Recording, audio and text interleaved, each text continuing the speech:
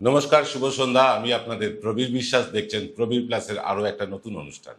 দেখতে দেখতে 1 মাস হয়ে গেল আমাদের প্রবীর প্লাসের অনুষ্ঠান শুরু হয়েছে এবং আপনাদের কাছে বেশ জনপ্রিয় হয়ে উঠতে পেরেছি। এর জন্য আপনারা আমাদের যেভাবে সহায়তা করছেন, যেভাবে সাবস্ক্রাইব করছেন, যেভাবে ভিউজ দিচ্ছেন, আমরা সত্যিই কৃতজ্ঞ। যাকে আজকে আমরা ডঙ্কাপতি বিশ্বগুরুর কথা বলতে এসেছি। এই যে সারা বিশ্বে নাকি তার নামে ডঙ্কা বাজে, মানে জেলেনস্কি আর পুতিন এক ঘাটে জল খায়, যার কথায় যুদ্ধ থেমে যায়, এরকম একটা লার্জার দ্যান লাইফ ইমেজ তৈরি করা নরেন্দ্র মোদী আর সারা বিশ্বে হ্যাটা হচ্ছেন। আর তিনি হ্যাটা হচ্ছেন মানে আমার দেশও হ্যাটা হচ্ছে, আমরাও অসম্মানিত হচ্ছি। আসলে কারণটা কি? একজন, আমি তার ডিগ্রি নিয়ে প্রশ্ন করছি না, কারণ ডিগ্রি নিয়ে প্রশ্ন করলে তিনি আবার মামলা করে দেন, প্রচুর টাকা মানহানির মামলা করেন, সেই টাকা দেওয়ার ক্ষমতা নেই আমাদের।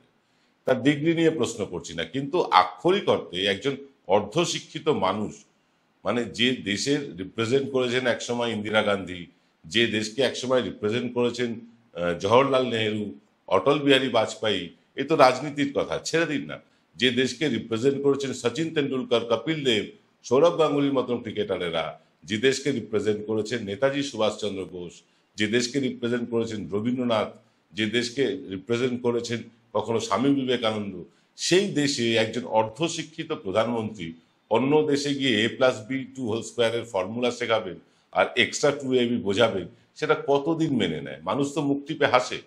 আমরা দেখতে পেয়েছি পরবর্তীকালে, প্রথমে তো বুঝতে পারিনি, প্রথমে ভেবেছি এই যে বিশ্বজুড়ে তিনি ঘুরে বেড়াচ্ছেন, 170টার উপর মানে ট্রাভেল করেছেন। শুধু তাই না, বিভিন্ন জায়গায় তিনি সভা করতে যাচ্ছেন, যেখানে যে দেশে সভা করতে যাচ্ছেন সেখানে স্টেডিয়াম জুড়ে মোদি মোদি ধ্বনি উঠছে। পরবর্তীকালে জানলাম এগুলো সব ইভেন্ট ম্যানেজমেন্টের কারবার। বিভিন্ন জায়গা থেকে লোক ধরে এনে ইভেন্ট ম্যানেজমেন্ট গ্রুপকে দিয়ে, তাদেরকে দিয়ে এই মোদি মোদি স্লোগান দেওয়ানো, বিনিময়ে কিছু পয়সা পাওয়া। একটা ভিডিওতে এও দেখেছি যে যারা ঢাক বাজাতে এসেছিল মোদির হয়ে, তারাও নাকি ভাড়া করা, তারা জানেই না কিছু।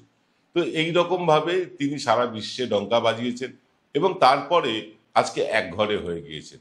এই যে পাকিস্তানের উপর হামলা হলো, পাকিস্তান পেহেলগাঁওতে বা পুলওয়ামাতে বা এত বারবার আমাদের হামলা করেছে, আমরাও পাল্টা রিটালিয়েট করলাম, আমরা প্রত্যাঘাত করলাম, পাকিস্তানের বেশ কয়েকটি জঙ্গি ঘাঁটি গুড়িয়ে দিলাম, কিন্তু আমাদের সেই ডঙ্কাটা বাজলো না। পাকিস্তান যেভাবে সারা বিশ্বে সম্মানিত হলো, আমরা কিন্তু ততটাই অসম্মানিত হয়ে গেলাম। কারণটা কি? এই যে মোদির একদম মানে কি বলবো, মানে জিগরি দোস্ত ডোনাল্ড ট্রাম্প, যাকে তিনি গুজরাটে নিয়ে এসে নমস্তে ট্রাম্প করেছিলেন, যার ফলেই নাকি করোনা ছড়িয়েছিল, সে আলাদা ইস্যু। এবং ট্রাম্পের মেয়েকে তিনি মহার্ঘ হিরে উপহার দিয়েছেন। এসব করেও, তেলবাজি করেও কিন্তু তেল দিয়েও লাভ হলো না। ট্রাম্প কিন্তু মোদির থেকে মুখ ফিরিয়েছে এবং মোদিজি অনেক বেশি নির্ভরশীল হয়ে পড়েছেন ইসরায়েলের ওপর, যেখান থেকে পেগাসাস আসছে, যেখান থেকে বিভিন্ন রকম যুদ্ধাস্ত্র আসছে। আর এই ইসরায়েলের সাথে সখ্যতার জন্য মুসলিম দেশগুলোর সাথে আমাদের দূরত্ব গিয়েছে বেড়ে, এবং এই দূরত্ব বেড়ে যাওয়ার ফলে আমাদের অর্থনীতি ধাক্কা খেয়েছে। মোদিজির বিশ্বগুরু হয়ে ওঠার যে প্রবণতা বা বিশ্বগুরু হয়ে ওঠার যে ইচ্ছে বা বিশ্বগুরু হয়ে ওঠার যে একটা মানসিকতা, সেটাই কিন্তু ভারতকে ডোবালো। তিনি ভারতের যেটা করেন, যে হিন্দু মুসলমান ভাগ করে রাখেন, টেলিভিশন চ্যানেলগুলোকে কিনে রেখেছেন, বেশ কিছু ইউটিউব চ্যানেল কিনে রেখেছেন, এটা তিনি ভারতে করতে পারেন, কিন্তু বিবিসিকে কেনা, সিএনএন কে কেনা, সিএনবিসি কে কেনা বা আল জাজিরাকে কেনা, এটা তার পক্ষে সম্ভবই না। তাই সেখানে তার নামে জয়ডঙ্কা বাজে না। বিদেশে গিয়ে তিনি হিন্দু মুসলমান করতে পারবেন না, তাই সেখানে তার জয়ডঙ্কা বাজে না। যেখানে তিনি পারছেন সেখানেই তিনি এটা করতে, মানে রাজ করতে পারছেন। হিন্দু মুসলমানকে ভাগ করে তিনি রাজত্ব চালাচ্ছেন। আমাদের দেশের টেলিভিশন মিডিয়া মূলত দুটো কোম্পানির হাতে আছে, এক হচ্ছে আম্বানি আর এক হচ্ছে আদানি। আর আমাদের কলকাতার সরকার বাবুদের এবিপিও বেশ ভালোই মানে তার যোগদান আছে, আমরা গর্বিত তার জন্য। তো যাই হোক, তো এই এবিপি বাদ দিয়ে বাকি যে চ্যানেলগুলো মোটামুটি দুটি কোম্পানির কাছেই ভাগ করা, একটা হচ্ছে আদানি, একটা হচ্ছে আম্বানি। আর দুজনই তার বিশেষ বন্ধু, তার নামে কোনো বদনাম করা যায় না, তার নামে কিচ্ছু সেখানে মানে উচ্চারিত হয় না, বরং তাকে সাপোর্ট করার জন্য সবাই চলে আসে। এবং তিনি সেই সব চ্যানেলে যারা মুখ্য সঞ্চালক বা হেড, চ্যানেল হেড, তাদেরকে ডেকে ইন্টারভিউ দেন, সিনেমা আর্টিস্টকে ডেকে ইন্টারভিউ দেন। কিন্তু সাধারণ সাংবাদিকদের তিনি মুখোমুখি হন না। সেটা তার প্রবলেম। তিনি আজকে 11 বছর 12 বছর হয়ে গেল আজ পর্যন্ত ভারতীয় সাংবাদিকদের মুখোমুখি হতে পারেননি। যেখানে যতবার সাংবাদিকদের মুখোমুখি হয়েছেন ততবারই তিনি মুখ থুবড়ে পড়েছেন। টেলিপ্রম্পটার দেখে ভারতে সব বক্তৃতা করা যায়, বিদেশে সাংবাদিক সম্মেলনে কি টেলিপ্রম্পটার দেখা যায়? যায় না। এই রকম একজন অর্ধশিক্ষিত প্রধানমন্ত্রী এবং একটা অর্ধশিক্ষিত কুসংস্কারাচ্ছন্ন প্রধানমন্ত্রী, যেটা ভারতের বিপদ ডেকে আনছে, ভারতকে পিছিয়ে দিচ্ছে। অর্থনৈতিক দিক থেকে আমরা তো পিছিয়ে পড়েছি, বলা হচ্ছে আমরা নাকি পঞ্চম অর্থনীতি থেকে চতুর্থ অর্থনীতিতে যাচ্ছি। অর্থাৎ আমাদেরকে বোকা বানানো হচ্ছে। মাথাপিছু রোজগার 140 কোটি মানুষের যদি ধরুন 1 টাকা করে রোজগার হয়, তাহলে 140 কোটি টাকা হচ্ছে।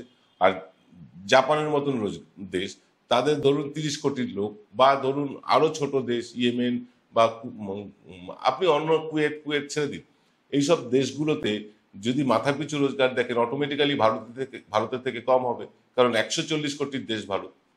সেই মাথাপিছু রোজগার দেখিয়ে আমরা নাকি চতুর্থ অর্থনীতি হচ্ছে, অথচ আমাদের তো নুন আনতে পান্তা ফুরে। রোজগার তো সব আদানি আর আম্বানিদের, আমাদের কি? তারা স্ত্রীর জন্মদিনে হেলিকপ্টার উপহার দেন, কারোর স্ত্রী 2 লক্ষ টাকার সকালবেলা চা খান। এই পয়সা আছে, তারা করতেই পারেন, তাদের বৈভব দেখাতে পারেন। বিয়ের অনুষ্ঠান, একটা বিয়ের অনুষ্ঠান 18-19 বার হতে পারে, তাদের পক্ষে সম্ভব। কিন্তু আমাদের মতন লোকের কি? আমরা যারা সাধারণ মধ্যবিত্ত মানুষ, রোজ সকালবেলা বাজার করতে গেলে দুশ্চিন্তায় পড়ি, ইলিশ মাছ দেখলে মুখ ঘুরিয়ে অন্যদিকে চলে যাই, ইচ্ছে থাকলেও কিনতে পারি না। আমাদের মতন লোকের কি? আমাদের তো কিছু এসে যায় না, অথচ বলা হচ্ছে আমরা নাকি পঞ্চম অর্থনীতি থেকে ছাপিয়ে এখন চতুর্থ অর্থনীতিতে যাচ্ছি, জাপানকেও পেছনে ফেলে দিচ্ছি। এইসব ঢপের কীর্তন দিয়ে চলে যাচ্ছে। এবং গদি মিডিয়াও আছে, ওই আম্বানি আদানিদের মিডিয়া, সরকার বাবুরাও আছেন, তারাও সেই ঢাক পিটিয়ে চলছেন। এটা ভারতে সম্ভব, এখানে হিন্দু মুসলমান করা সম্ভব। এখানে তিনি গেরুয়া পোশাক পরে নদীতে স্নান করতে পারেন, এখানে তিনি ধ্যান করতে পারেন গুহায়, কিছু মানুষ তাতে ইমপ্রেসও হয়, এইসব করতে পারেন। কিন্তু বিদেশে তো এইসব করে ইমপ্রেস করা যায় না। পররাষ্ট্র নীতি বলেও তো একটা ব্যাপার আছে, সেই নীতিটাকে তো মেনে চলতে হবে। দেশের প্রধানমন্ত্রী অশিক্ষিত হতে পারেন, অর্ধশিক্ষিত হতে পারেন, কোনো অসুবিধে নেই, কিন্তু তার রাষ্ট্রীয় নীতি তো ঠিক থাকতে হবে। ইসরায়েলের সাথে বন্ধুত্ব করে আমরা সবার সাথে, মুসলিম দেশগুলোর সাথে আমরা সম্পর্কে গন্ডগোল বাঁধিয়ে রেখেছি। প্রতিবেশী দেশ একটাও, চীন, পাকিস্তান, বাংলাদেশ, মায়ানমার, ভুটান, নেপাল, শ্রীলঙ্কা, মালদ্বীপ, কার সাথে আমাদের সম্পর্ক ভালো আছে? কে আমাদের সাথে সহযোগিতা করছে? শোনা তো যাচ্ছে পাকিস্তানকে যখন আমরা আক্রমণ করি আমাদের দেশের সেনারা, তখন সেখানে চীন তাদের সাহায্য করেছে, অথচ চীন সবচেয়ে বেশি ব্যবসা করে আমাদের ভারতে। আমরা চীনের ব্যবসা বন্ধ করতে পারছি না। এখন তো শুনছি চীন ভারতের বাজারে গাড়ি ডাম্প করবে, অর্থাৎ গাড়ি শিল্পটাও একেবারে মায়ের ভোগে পাঠিয়ে দিতে চলেছে চীন। আমাদের দেশের ডঙ্কাপতির বিশ্বগুরু তাই নিয়ে কোনো হেলদোল নেই, কোনো হেলদোল নেই। যে গাড়ি শিল্পকে একটা দেশের মানক ধরা হয়, সেই গাড়ি শিল্পটাই ধ্বংস হতে চলেছে, কিন্তু আমাদের দেশের ডঙ্কাপতির বিশ্বগুরুর কোনো হেলদোল নেই তাতে। তিনি আমেরিকা থেকে ফোন এলো, ট্রাম্প ফোন করলেন, রাহুল গান্ধী যথার্থ বলেছেন নারেন্দার সারেন্ডার, উনিও করে দিলেন। উনিও কিন্তু সমর্পণ করলেন ট্রাম্পের পায়ে নিজেকে। কেন বলতে পারলেন না? আমাদের যারা খুন করেছে, আমাদের পর্যটকদের যারা মেরেছে, আমাদের সেনাদের যারা মেরেছে, তাদেরকে আমরা ছেড়ে কথা বলবো না, তাদের শেষ দেখে ছাড়বো, এই কথাটা বলতে পারলেন না? পারলেন না অটল বিহারী বাজপেয়ীর মতন 56 ইঞ্চি ছাতিওয়ালা হতে? পারলেন না লৌহ মানবী ইন্দিরা গান্ধীর মতো হতে? পারলেন না তো, ভয়ে কুঁকড়ে আছেন। ভারতের প্রোডাক্টের ওপর অতিরিক্ত শুল্ক চাপাচ্ছে আমেরিকা, আমাদের ডঙ্কাপতি চুপ, ভারতের শিল্প মায়ের ভোগে যাক, তার কিচ্ছু এসে যায় না। তার বন্ধুরা রসে বসে আছে, তার বন্ধুরা খনি নেবে, তার বন্ধুরা এয়ারপোর্ট নেবে, তার বন্ধুরা দেশের সমস্ত সমুদ্র বন্দরগুলো নিয়ে নেবে, আর আমরা, আমাদের কি হবে? কিন্তু আমাদের যেটা হচ্ছে সেটা হচ্ছে অসম্মান। বহির্বিশ্বে ভারতের ছবি খারাপ হচ্ছে এই অর্ধশিক্ষিত, অর্ধোন্মাদ এবং কুসংস্কারাচ্ছন্ন প্রধানমন্ত্রীর জন্য। আমি জানি এরপরে অনেকেই হয়তো আমাদের লিগাল নোটিশ পাঠাবেন, প্রধানমন্ত্রীকে এসব কথা বলা যায় কিনা। হ্যাঁ যায়, যায়, লিগাল নোটিশ পাঠান, আমরা প্রমাণ করে দেবো এই যে প্রধানমন্ত্রী তিনি অর্ধশিক্ষিত, তিনি অর্ধোন্মাদ, তিনি কুসংস্কারাচ্ছন্ন, আমরা আদালতে গিয়ে প্রমাণ করে দেব। কিন্তু মুশকিলটা হচ্ছে কি জানেন তো, এই দেশের মানে বেশ কিছু মানুষ, মানে প্রায় 40% মানুষ, তারা ধর্মের নামে চলে। মানে ধর্ম দিয়ে তারা সবকিছু বিচার করে। তার কি ধর্ম, সেই ধর্মের লোককে কে বেশি তোল্লাই দিচ্ছে তাকে বেশি সাপোর্ট করব। এই ধর্ম নিয়ে আকচি শুরু হয়েছে। আজকে যেভাবে উগ্র হিন্দুত্ববাদ বাড়ছে আমাদের দেশে, একইভাবে আমাদের দেশের যারা লোকজন আছেন বা হিন্দুরা অন্য দেশে আছেন, তাদের প্রতিও তো অন্য দেশের লোকের আক্রোশ বাড়বে এবং বাড়ছেও। তার দায় কে নেবে? বাংলাদেশে হিন্দু নিধন হচ্ছে, আমরা এখানে মরা কান্না কেঁদে ভাসাচ্ছি। বাংলাদেশে চিন্ময়ানন্দ অ্যারেস্ট, তাতে আমরা মরা কান্না কেঁদে ভাসাচ্ছি। আরে ঠিক আছে, বাংলাদেশে এটা হচ্ছে, ঠিক আছে, আমার দেশে হচ্ছে এটা কি? এখানে আকলাক আনসারিকে কেন খুন করা হয়?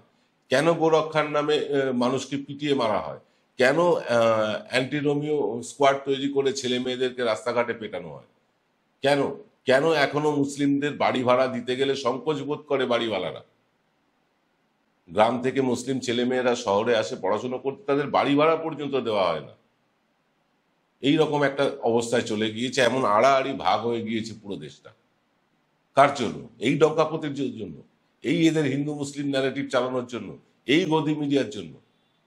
আজকে সারা বিশ্বে আমাদের যেভাবে অসম্মান হচ্ছে, একটার পর একটা আমন্ত্রণ তাকে করা হচ্ছে না। ডোনাল্ড ট্রাম্প শপথ নেবেন, আমাদের বিশ্বগুরু বসেছিলেন সেজে গুজে, তিনি যাবেন, তাকে ডাকলেনই না ডোনাল্ড ট্রাম্প। ভাবুন, এর থেকে বড় অসম্মান কি হতে পারে? অথচ ডোনাল্ড ট্রাম্প নাকি তার জিগরি দোস্ত। তো এইভাবে একটার পর একটা মানে বিভিন্নভাবে আমরা অসম্মানিত হচ্ছি। এখন আবার রাশিয়া চীন বিভিন্ন বিষয়ে হাত মেলানোর চেষ্টা করছেন। ট্রাম্প ফোন করেছিলেন জি জিনপিংকে, চীনের প্রধান রাষ্ট্রপতিকে, তাকে ফোন করেছিলেন। তাদের মধ্যে একটা আন্ডারস্ট্যান্ডিং হবে, দুই বৃহৎ শক্তি। এখন পৃথিবীটা তো দুটো আড়াআড়ি ভাগে ভাগ হয়ে গিয়েছে। হয় মানে আমেরিকাপন্থী হয়ে থাকতে হবে, নয় আমেরিকার বিরোধী হয়ে থাকতে হবে। আমরা তো ধীরে ধীরে আমেরিকার বিরোধী হয়ে গেলাম। আমরা তো ধীরে ধীরে আমেরিকার উল্টো পথে চলতে শুরু করলাম। আমেরিকা থেকে আমাদের দেশের যারা অবৈধ অনুপ্রবেশকারী, তাদেরকে নিশ্চয়ই ফেরত পাঠানো উচিত। তাদের কিভাবে ফেরত পাঠাচ্ছে? হাতে পায়ে শিকল বেঁধে কার্গো বিমানে করে, যে বিমানে মাল চলাচল করে, বসার সিট পর্যন্ত নেই। ভাবুন একবার, এর থেকে অসম্মান কি হতে পারে? আর আমাদের ডঙ্কাপতি পোশাক বদলে বদলে বিভিন্ন দেশে ঘুরে বেড়াচ্ছে আনন্দে। আমাদের এই দেশের মানে ডঙ্কাপতির জন্য, বিশ্বগুরুর জন্য, তার ব্যক্তিগত উচ্চাসা পূরণের জন্য তিনি কিন্তু আজকে সারা পৃথিবীতে একা করে দিয়েছেন দেশটাকে। ভারতবর্ষ সত্যি আজ ভীষণ নিঃস্ব, ভীষণ একা। কেউ নেই ভারতের পাশে। ইসরায়েল ব্যবসা ছাড়া কিচ্ছু বোঝে না। ইসরায়েলও মুখ ফিরিয়ে নেবে যদি ভারত সেখান থেকে ওই পেগাসাস, যুদ্ধাস্ত্র, টেকনোলজি ইত্যাদি না কেনে। মুখ ফিরিয়ে নেবে। এই রকম অবস্থায় চলছি আমরা। এইভাবে কতদিন চলতে পারে, কত বছর চলতে পারে? এই একটা লোকের ব্যক্তিগত উচ্ছ্বাসা, বিশ্বগুরু হওয়ার বাসনা আমাদের দেশটাকে ডুবিয়ে ছাড়ে। তার মানে বিশ্ব দরবারে তার অসম্মান দেখে আমরা লজ্জিত হই, আমরা কুণ্ঠিত হই। কারণ আমরা এই দেশবাসী, আমরা আমাদের প্রধানমন্ত্রীর এই অসম্মানটাকে মেনে নিতে পারি না। আমাদের খারাপ লাগে। কি করা উচিত? কি করা উচিত? তাহলে করা উচিত একটাই, মানসিকতা বদলানো উচিত। ধর্মের ঊর্ধ্বে গিয়ে আমাদের এমন রাষ্ট্রনায়ক মানে পছন্দ করা উচিত, যিনি এই ধর্ম নিয়ে ডিভিশনটা করেন না, যিনি মিডিয়াকে পকেটে পুরে রাখেন না। এরকম একটা লোক আনার দরকার, যিনি সত্যি সত্যি মানে রাষ্ট্রনায়ক হওয়ার যোগ্য। কোনো অশিক্ষিতকে দিয়ে, কোনো অর্ধশিক্ষিতকে দিয়ে, কোনো ধর্মান্ধ লোককে দিয়ে এ দেশ বেশি দূর এগোতে পারে না।